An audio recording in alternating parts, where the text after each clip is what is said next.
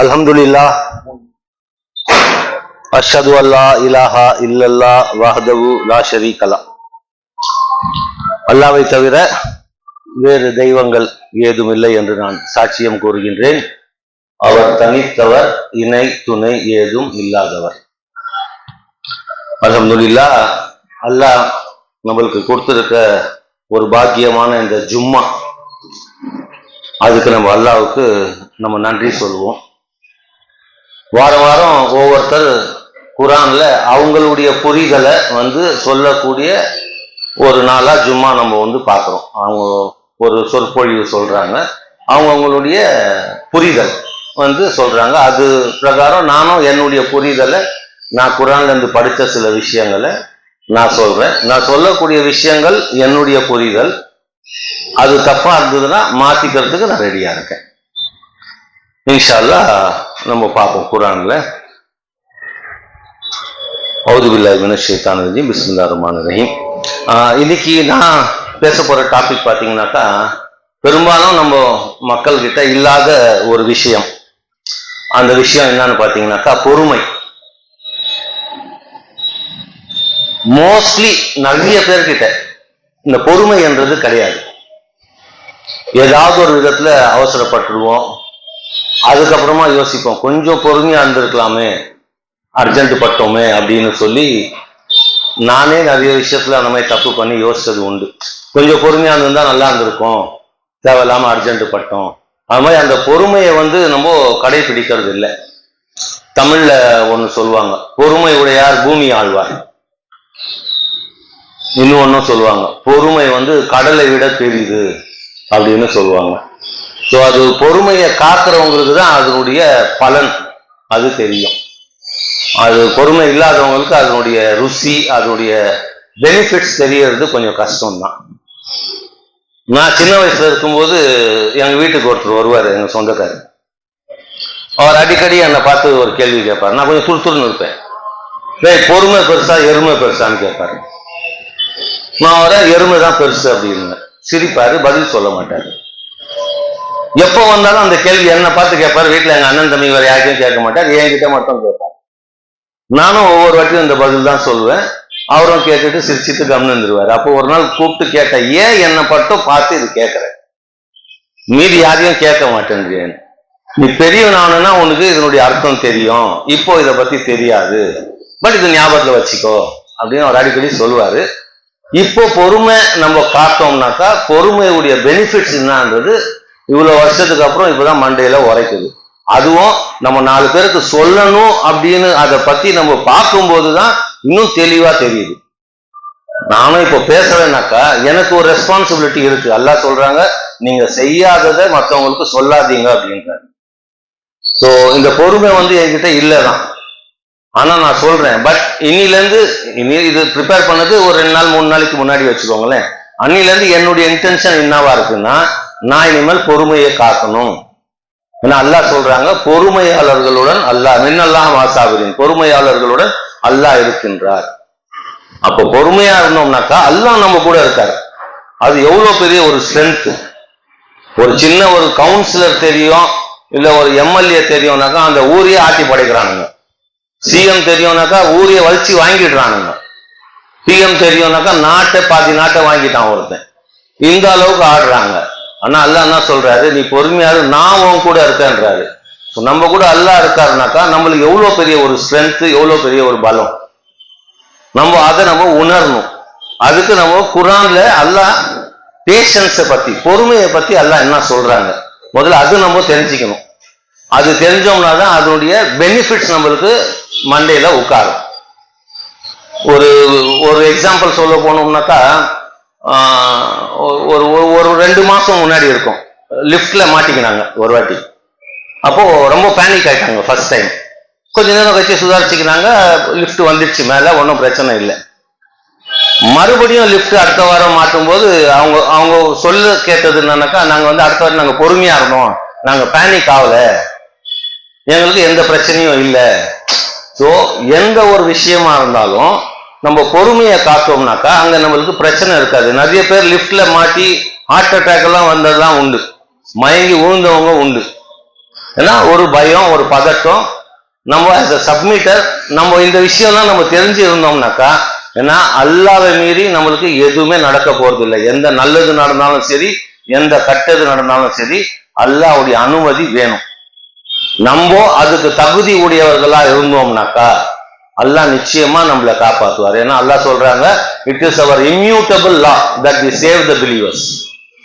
நிச்சயமாக நம்பிக்கையாளர்களை அல்லாஹ் காப்பாற்றியே தீர்வார். இது மாற்ற முடியாத ஒரு சட்டமா இருக்குது. இது அல்லாஹ் நம்மளுக்கு சொல்றாரு. நம்ம அல்லாஹ் கிட்ட நம்ம நெருங்கிறதுக்கு உண்டான வேஸ் அண்ட் மீன்ஸை நம்ம தேடிட்டே இருக்கணும். அதுக்கு நம்ம பிராக்டிஸ் பண்ணணும். அது நம்ம நடைமுறையில எடுத்துட்டு வரணும். அதுல ஒரு விஷயம் தான் இந்த பொறுமை. 12:117 அதாவது ஜோசப் உடைய ஹிஸ்டரியில உங்களுக்கு பாடம் இருக்கு அப்படின்னு சொல்லி அல்லாஹ் சொல்றாங்க. சோ அந்த ஜோசப் உடைய ஹிஸ்டரியில சில வசனங்கள் பார்ப்போம். அவுது பில்லாஹி மினஷ் ஷைத்தானிர் ரஜீம். பிஸ்மில்லாஹிர் ரஹ்மானிர் Rahim. 12:17 they said, our father, we went racing with each other, leaving Joseph with our equipment, and the wolf devoured him. ஜோசப்புடைய கதை நம்ம எல்லாருக்கும் தெரியும். அதாவது அவருக்கு அவங்க அப்பா ஜேக்கபுக்கு வந்து ரெண்டு ஒய்ஃப் கிட்ட இருந்து பசங்க, ஸ்டெப் பிரதர்ஸ்.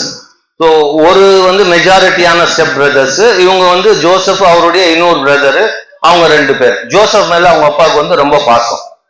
அது அவங்களுக்கு ஏற்கனவே அவங்க மேல ஒரு பொறாமை. ஸோ ஜோசப்பை கொன்னுடலாம் அப்படின்னு சொல்லி பிளான் பண்றாங்க. அப்புறம் அதுல ஒருத்தர் சொல்றாரு, வேணா கொல்ல வேணா, நம்ம கெல்ட்ல தூக்கி போட்டுருவோம். அது மாதிரி பிளான் பண்ணி ஒரு ஸ்கீம் ஒன்று கிரியேட் பண்ணி எங்க கூட அனுப்புங்கன்னு சொல்லி விளையாட கூட்டின்னு போறாங்க. அப்போ அவர் சொல்றாரு, நீ வந்து கூட்டின்னு போயிட்டு ஓனா சாப்பிட்டுச்சு அது சாப்பிட்டுச்சுன்னு சொல்லிடுவீங்கப்பா, வேணா நீங்க இட்டுன்னு போவாதீங்கன்னா இல்ல எனக்கு நம்புங்கன்னு சொல்லி கன்வின்ஸ் பண்ணி அவங்க அப்பா கூப்பிட்டு போறாங்க. கூட்டு போய் கிணத்துல தூக்கி போட்டுறாங்க. அதுக்கப்புறம் நடக்கிற இன்சிடென்ட் தான் இது. ஸோ அவங்க வந்து அவங்க அப்பா கிட்ட சொல்றாங்க, இந்த மாதிரி நாங்க வந்து எங்களுடைய பொருள்லாம் ஜோசப் கிட்ட கொடுத்துட்டு நாங்க விளையாடிட்டு இருந்தோம். ஜோசப் கிட்ட கொடுத்து விளையாடிட்டு இருந்தோம். ஓனாய் வந்து அவரை கவிட்டு போயிடுச்சு. You will never believe us if you are telling the truth. நாங்க உண்மையா சொன்னாலும் நீங்க எங்களை நம்ப மாட்டீங்க அப்படின்ற வார்த்தையும் அங்க சேர்த்து சொல்றாங்க. அதுக்கப்புறம் என்ன பண்றாங்கன்னாக்கா, அவருடைய ஒரு சட்டை அதுல வந்து ஒரு போலி ரத்தம் போட்டுட்டு, ஃபேக் பிளட் போட்டுட்டு அவங்க அப்பா கிட்ட காமிக்கிறாங்க. they produce a shirt with the fake blood on it.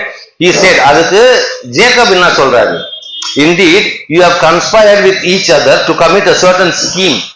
நீங்க ஒருத்தருக்குள்ள ஒருத்தர் ஏதோ பேசி ஏதோ ஒரு சூழ்ச்சி பண்ணி இருக்கீங்க. all I can do is to resort to a quiet patience. நான் இப்போ பண்ண வேண்டியதெல்லாம் என்னன்னாக்கா, ஒரு அமைதியான ஒரு பேஷன்ஸ், பொறுமை, அமைதியான ஒரு பேஷன்ஸை காக்கிறத தவிர நான் எதுவுமே இப்போதைக்கு இப்போ பண்றதுக்கு இல்லை அப்படின்னு அவர் சொல்றாரு. May God help me in the face of your conspiracy. கடவுள் நீங்க பண்ற சூழ்ச்சியில இருந்து என்ன காப்பாற்றட்டும் அப்படின்னு சொல்லி அவர் துவா கேட்கிறாரு. ஒரு நம்பிக்கையாளரா அவருடைய நம்பிக்கை எப்படி இருக்குன்னு பார்ப்போம். அதாவது இப்போ ஃபார் எக்ஸாம்பிள் என் பையன் இருக்கிறான், அவன் கிட்ட கேட்கறான், எப்பா எனக்கு ஒரு பேட்டு வேணும் அப்படின்னு கேட்கறான். காஸ்ட்லியான பேட், ஒரு 10,000 ரூபாய் பேட்டு கேட்கறான். நான் வந்து என்ன சொல்றேன், எதுக்குடா வானா, நீ கிரவுண்டுக்கு எடுத்துட்டு போவ, விளையாடுவ, தொலைச்சிடுவ, தேவையில்லாத பிரச்சனை, வானா நீ இருக்கிறத வச்சு யூஸ் பண்ண. இல்லதான் எனக்கு வேணும்னு சண்டை போட்டு வாங்குறான். வாங்கி எதுவுமே கிரவுண்ட்ல விளையாடுறான், அந்த பேட் அவன் தொலைச்சிடுறான். வீட்டுக்கு வந்து என்கிட்ட சொன்னானா நான் என்ன பண்ணுவேன், காதுலயே 2 போட மாட்டேன். சண்டை போட்டு வாங்கிட்டு போனேன், 10,000 ரூபாய் பேட்டு தொலைச்சிட்டு வந்துக்கிறிய கேட்பனா, இது ஹியூமன் நேச்சர், நம்ம கேட்போம் தான். ஆனா இங்க இவர் என்ன சொல்றாரு, நான் அல்லாஹ் கிட்ட நான் இந்த ப்ராப்ளத்தை விட்டுட்டு நான் பொறுமையை தேடுறேன் அப்படின்றாரு. இந்த மாதிரி ஒரு சூழ்நிலை, இந்த மாதிரி ஒரு மனநிலை நம்மளுக்கு எப்போ வரும்? நம்ம அந்த அளவுக்கு நம்மளை நம்ம பக்குவப்படுத்தணும். சோ கடவுள் மேல நம்ம டோட்டலா டிபெண்ட் ஆகி இருந்தா மட்டும்தான் இந்த ஒரு மனநிலை வரும். எனக்கு என்னுடைய பர்சனல் இன்சிடென்ட் ஒன்று சொல்றேன். அதாவது எனக்கு ஒருத்தர் காசு தரணும். 2 வருஷமா நான் வெயிட் பண்ணிட்டு இருக்கேன், காசு வரும் வரல. 6 மாசம் 1 வருஷத்துக்கு முன்னாடி என்ன பண்ணேன், எல்லார்கிட்டையும் வந்து எல்லார் மேலேயும் கேஸ் போட்டுடலாம், அட்வொகேட்டை பார்க்கலாம் அப்படி இப்படின்னு இருந்தேன். அப்புறமா குர்ஆன் வசனத்துல பார்த்துட்டு, ரைட்டு நம்ம அல்லாஹ் கிட்ட நம்ம இந்த பொறுப்பை விட்டுடுவோம், பொறுப்பு ஏற்படுத்துங்க, என் மேல பொறுப்பு ஏற்படுத்துங்கன்னு சொல்றாரு. ஸோ அந்த வசனம் படிச்சு அந்த மாதிரி பண்ணிட்டேன். கொஞ்ச நாள் கழிச்சு மறுபடியும் கிறுக்கு பிடிச்சி மறுபடியும் அட்வொகேட்டை பார்த்தேன், ரவுடி பசங்களை பார்த்தேன், போலீஸை பார்த்தேன். சொல்ல வருது என்னன்னாக்கா, நம்ம குர்ஆன் அந்த நேரத்துல படிக்கிறோம், அந்த நேரத்துல நம்மளுக்கு ஒரு ஒரு ஒரு அண்டர்ஸ்டாண்டிங் வருது, இது கரெக்ட், நம்ம இப்படிதான் இருப்போம். ஆனா அது கன்சிஸ்டன்டா இருக்கணும், எப்பவுமே அதுலயே நம்ம டிராவல் ஆகணும்.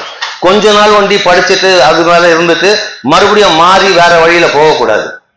அல்லாஹ் மேல பொறுப்பு விட்டோமா அல்லாஹ் பண்ணுவாரு, அந்த நம்பிக்கையில நம்ம வாழணும்.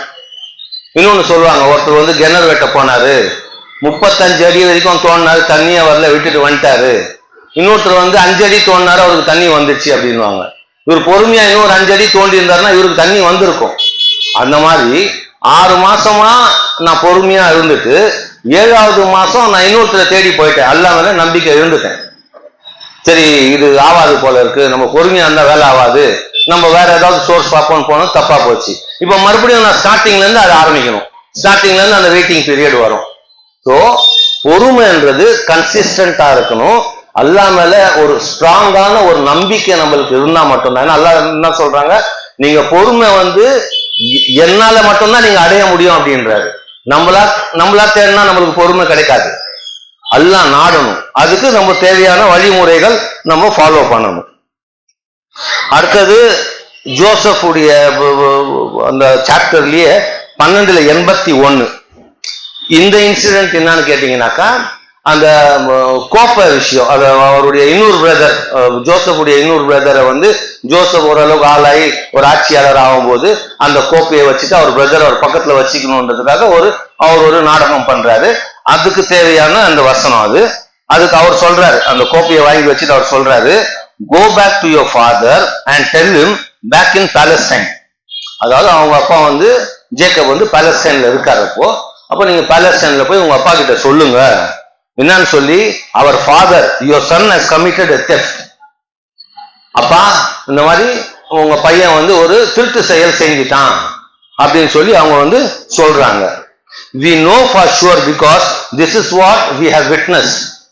நாங்க உண்மையா சொல்றோம், நாங்க கண்ணால பார்த்தோம் அப்படின்னு அவங்க சொல்றாங்க.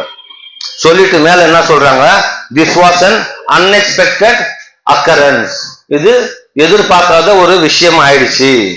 You may ask the community where we were and the caravan that came back with us. நீங்க வேணும்னா அந்த ஊர் மக்களையும் கேளுங்க, எங்க கூட வந்த மற்ற கேரவன் மற்ற ஆளுங்களையும் நீங்க ஒன்னா கேட்டு பாருங்க. we are telling you the truth, நாங்க உண்மையை தான் சொல்றோம் அப்படின்னு சொல்லி அங்கேயும் 2வது வாட்டியும் வந்து சொல்றாங்க. 2வது வாட்டி அவங்க உண்மையை சொல்றாங்க. ஃபர்ஸ்ட் டைம் அவங்க சொல்றது வந்து பொய், 2வது வாட்டி இது உண்மையா நடந்தது அவங்க பாக்குறாங்க. பட் அந்த கான்ஸ்பிரசி அவங்களுக்கு தெரியாது, பட் நடந்ததை வந்து சொல்றாங்க. அதுக்கு அவர் ஜோசப் என்ன சொல்றாரு, ஜேக்கப் என்ன சொல்றாரு, he said indeed you have conspired to carry out a certain scheme. போன வாட்டி என்ன சொன்னாரோ அதே வார்த்தையை தான் சொல்றாரு, நீங்க ஒரு சூழ்ச்சி செஞ்சிருக்கீங்க. Quiet patience is my only recourse. நான் வந்து பொறுமையை தான் கடைபிடிக்கணும். May God bring them back to me. அவர் அங்க அல்லாஹ் கிட்ட துவா கேட்கிறாரு, அவங்கள அல்லாஹ் எனக்கு திருப்பி தருவாராக, அவர் வந்து ஞானம் மிக்கவர், எல்லாம் அறிந்தவர் அப்படின்னு சொல்லி சொல்றாரு. ஸோ அங்க அவரு அவ்வளோ வருஷமா பொறுமையை காத்தாரு. அடுத்த ஒரு வாட்டியும் பிரச்சனை வரும்போதும் பொறுமையை காட்டுறாரு. பிளஸ் அல்லாஹ் கிட்ட துவா கேட்கிறாரு, அவங்க எனக்கு திருப்பி எல்லாம் தருவாரு அப்படின்ற ஒரு நம்பிக்கையோட இருக்காரு. நம்மளுக்கு எல்லாம் தெரியும், அவங்க எல்லாம் ஒன்னு ஆகுறாங்க. கடைசியில எல்லாம் ஹோல் ஃபேமிலி வந்து ஒன்னு ஆகுது. ஸோ இதுல இருந்து நம்மளுக்கு இருக்கிற படிப்பனை என்ன, பேஷன்ஸ், கன்சிஸ்டன்ட் பேஷன்ஸ். அதாவது வெறும் சும்மா நான் பொறுமையா இருக்கிறேன் அப்படின்றது கிடையாது, அந்த கன்சிஸ்டன்டா அந்த பேஷன்ஸ் நம்ம மெயின்டைன் பண்ணிட்டு வரணும். அது வந்தா மட்டும்தான் அல்லாஹ்வுடைய உதவி நம்மளுக்கு கிடைக்கும். அல்லாஹ் கிட்ட பாவ மன்னிப்பு கேளுங்க, தூவில் அல்லாஹ். அல்ஹம்துலில்லாஹ், அஷ்ஹது அல்லா இலாஹா இல்லல்லாஹ் வஹ்தஹு லா ஷரீக லஹ்.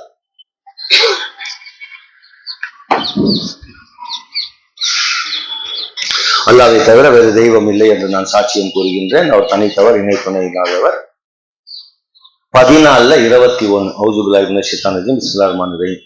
On the day of resurrection, உயிர்ப்பித்து எழுப்பப்படும் நாள் அன்று அப்படின்னு சொல்லி சப்டைட்டில் டாக்டர் ரிஷாத் கொடுத்திருப்பாரு அவருடைய டிரான்ஸ்லேஷன்ல. When they all stand before God, the followers will say to the leaders, we used to follow you, அதாவது கடவுள் முன்னாடி அன்னைக்கு டே ஆஃப் ரெசரக்ஷன் அன்னைக்கு அவங்க நிற்கும் போது தலைவர்களை ஃபாலோ பண்ண தொண்டர்கள் தலைவரை பார்த்து கேட்பாங்க, நாங்க உங்களை தானே ஃபாலோ பண்ணோம், நீங்க சொன்னதெல்லாம் செஞ்சோமே அப்படின்னு சொல்லி அவங்கள கேட்பாங்க.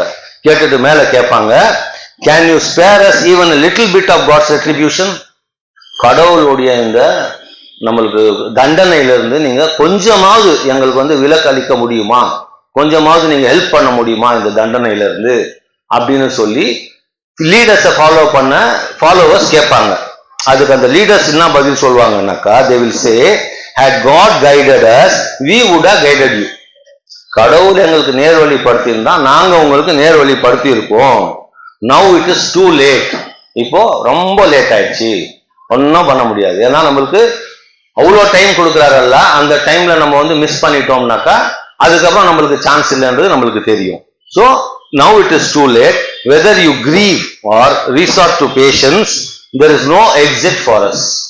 நீங்க ரொம்ப லேட் ஆயிடுச்சு, இப்போ நீங்க பொறுமையா இருந்தாலும் சரி, இல்ல நீங்க புலம்புனாலும் சரி, கதறினாலும் சரி, இங்க இருந்து உங்களுக்கு வெளியே போறதுக்கு நம்மளுக்கு வழி இல்லை அப்படின்னு சொல்லி அவங்க சொல்லுவாங்க. ஸோ இதுல இப்போ நம்ம ரெகுலரா இந்த ரெகுலர் முஸ்லிம்ஸ் சொல்லிக்கிறாங்க இல்லைங்களா, லா இலாஹ இல்லல்லாஹ் முஹம்மது ரசூலுல்லாஹ்னு சொல்லி வாழ்ந்துட்டு இருக்கிறவங்க, அவங்க ஒரு கற்பனை கதை ஒன்று வச்சிருக்காங்க, அது நம்மளுக்கு தெரிஞ்சிருக்கும்.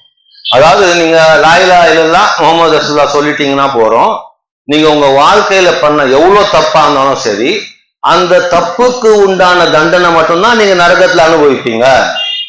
அவ்வளவு தண்டனை முடிஞ்சதுக்கு அப்புறம் ரசூலுல்லாஹ் உங்களை சொர்க்கத்துக்கு கூட்டிட்டு போயிடுவாரு அப்படின்னு ஒரு கதையை ஒண்ணு கட்டி வச்சிருக்காங்க. இதை நம்பி பல கோடி மக்கள் வாழ்ந்துன்னு இருக்காங்க. பட் குர்ஆன்ல நம்மளுக்கு அப்படி சொல்லல. அல்லாஹ் என்ன சொல்றாங்க, whoever goes to hell abide there forever, whoever goes to heaven abides there forever. யாரு நரகத்துக்கு போறாங்களோ அங்க அவங்க என்றென்றைக்கும் தங்கி இருப்பார்கள், சொர்க்கத்துக்கு போறவங்க என்றென்றைக்கும் தங்கி இருப்பார்கள். இதுல இங்க அங்க நீங்க போக முடியாது. பட் இது ஒரு கதை அவங்க சொல்லிட்டு இருக்காங்க. 16:124 The Sabbath was decreed only for those who ended up disputing it. யாருக்குனாக்கா பிராக்கெட்ல ஜூஸ் அண்ட் கிறிஸ்டியன்ஸ் அப்படின்னு போட்டிருக்காங்க. அதாவது ஜூஸ் அண்ட் கிறிஸ்டியன்ஸ்க்கு சபத் அப்படின்ற ஒண்ணு எப்படி நம்மளுக்கு ஜும்மாவோ அந்த மாதிரி அவங்களுக்கு சபத் என்ற ஒண்ணு ஒரு நாள் அவங்களுக்கு அல்லாஹ் ஒரு புனித நாளா ஆக்கி வச்சிருக்காரு. ஆனா அது அவங்க என்ன பண்ணாங்க, தர்க்கம் பண்ணாங்க. Your Lord is the one who will judge them on the day of resurrection regarding the disputes.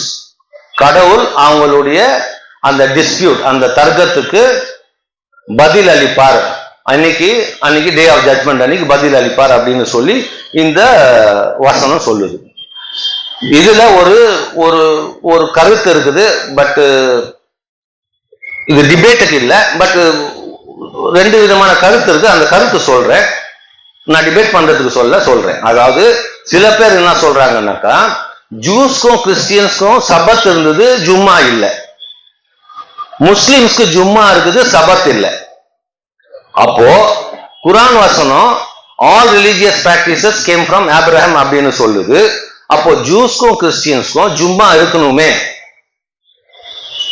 இது ஒரு கருத்து இருக்குது. சில பேர் சொல்றாங்க, இப்படியும் சொல்றாங்க, இல்ல அவங்களுக்கு வர சபத்து தான், அவங்களுக்கு ஜும்மா இல்ல, ப்ராஃபெட் முகமது வந்ததுக்கு அப்புறமா தான் ஜும்மான்ற ஒரு விஷயமே வந்தது அப்படின்னு சொல்றாங்க.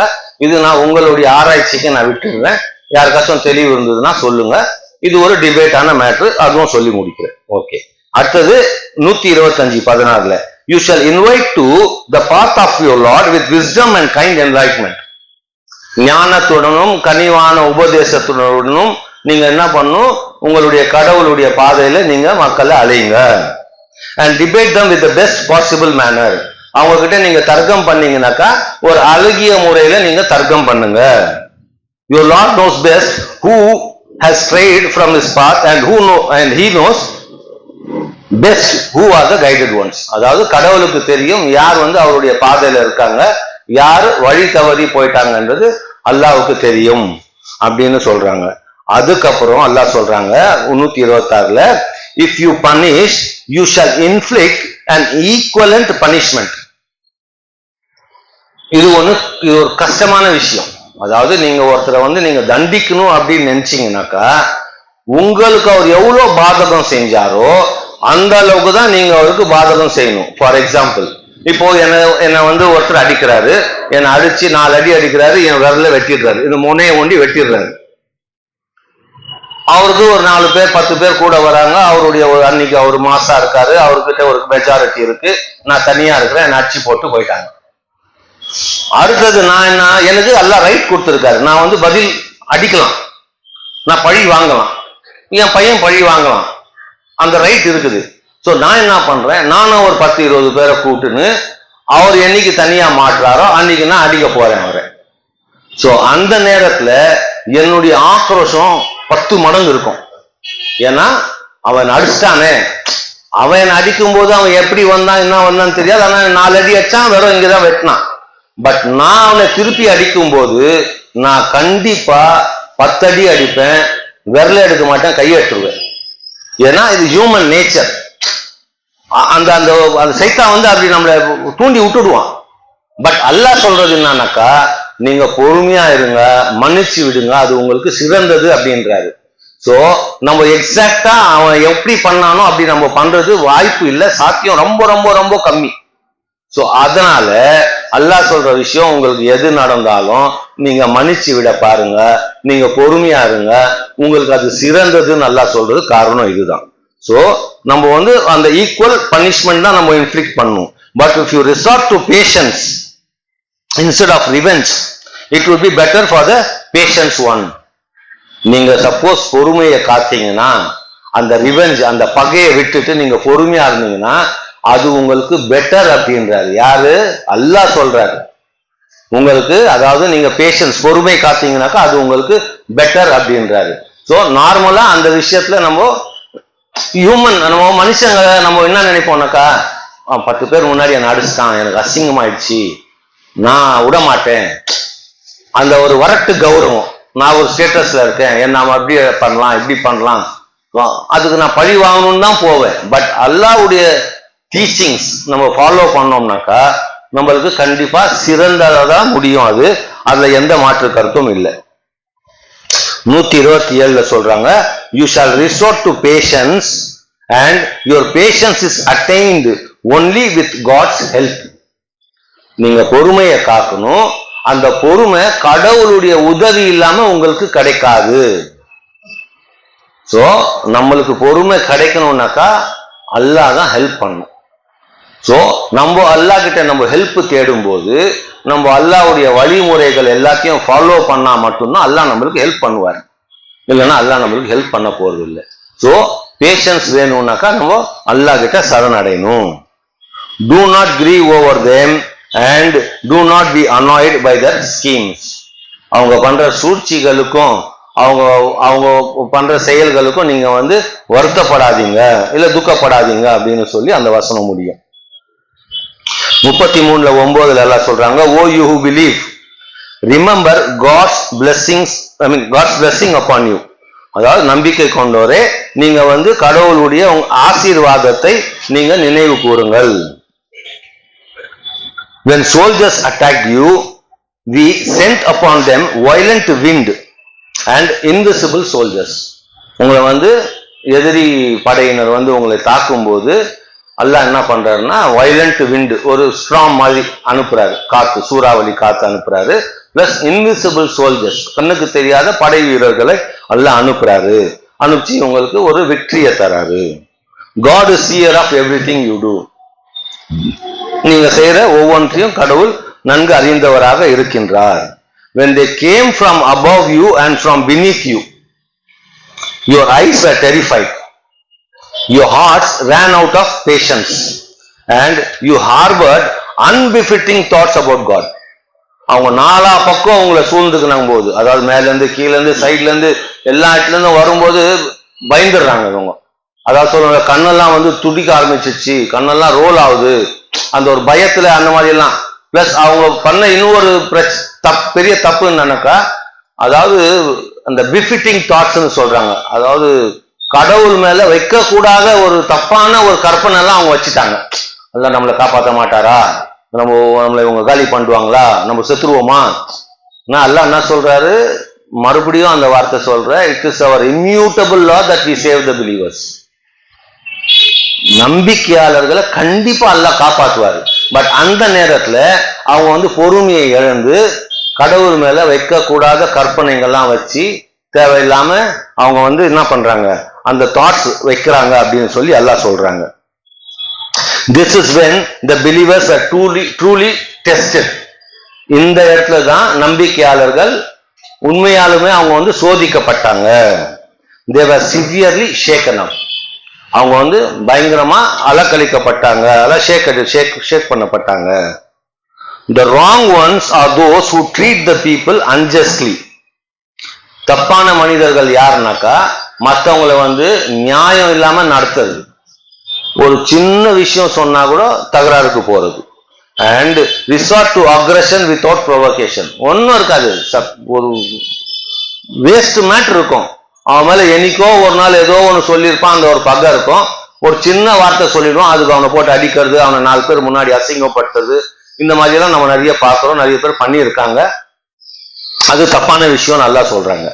ஸோ தீஸ் ஹவ் இன்கர்ட், இப்படிப்பட்டவங்களை எல்லாம் என்ன சொல்றாங்க, these have incurred a painful retribution. அவங்க வந்து ஒரு வலிமிக்கது ஒரு தண்டனைக்கு உள்ளாயிட்டாங்க அப்படின்னு சொல்றாங்க. 42 43 resorting to patience and forgiveness reflects a true strength of character. உங்களுடைய கேரக்டர் எப்படிப்பட்டதா இருக்கணும்னாக்கா நீங்க வந்து பொறுமையை கையாளணும் சொல்லுவாங்கல்ல. அதாவது ஒரு அந்த செட் ஆகாது. அதாவது பொறுமையை வந்து நீங்க கையாளுனீங்கனாக்கா நீங்க வந்து உங்களுடைய ஸ்ட்ரென்த்தை வந்து அது பிரதிபலிக்கும் அப்படின்னு சொல்றாங்க. எல்லா இடத்துலயும் வந்து நம்ம பொறுமை காக்கிறது வந்து ரொம்ப சிறந்தது.